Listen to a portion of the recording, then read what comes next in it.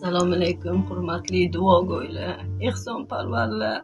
Sizlarga avvalambor ming rahmat, shunchalik farzandimga ehson qilibsizlar, duo qilibsizlar.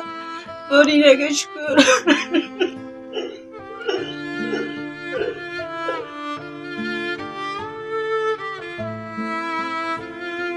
Assalomu alaykum hurmatli yurtdoshlar, qadrli namanganliklar, aziz hamshaharlar va hamqishloqlar. Yuqorida siz ko'rgan Mushtipar onaning endigina 9 yoshni qarshilagan farzandi jigar sirrozi xastaligi bilan deyarli 1 yildan beri kurashib kelmoqda.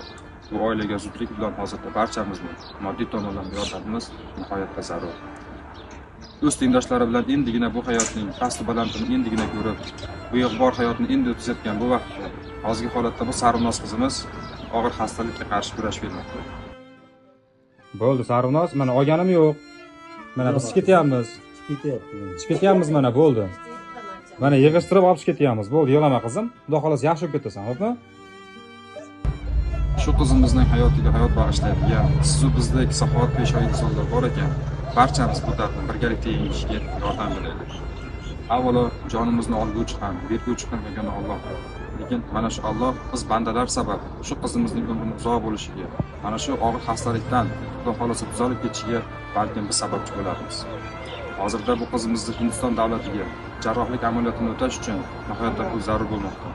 Pastda esa yaqin oila a'zolariga tegishli bo'lgan karta ma'lumotlarini qoldiramiz. Imkon darajamiz yetganicha, ozmi, ko'pmi, qanaqadir holatda bo'lsa ham yordam qo'lini cho'zaylik va biz albatta buni birgalikda uddalaymiz. Yoki bo'lmasa ushbu videoni yaqinlaringizga ulashing.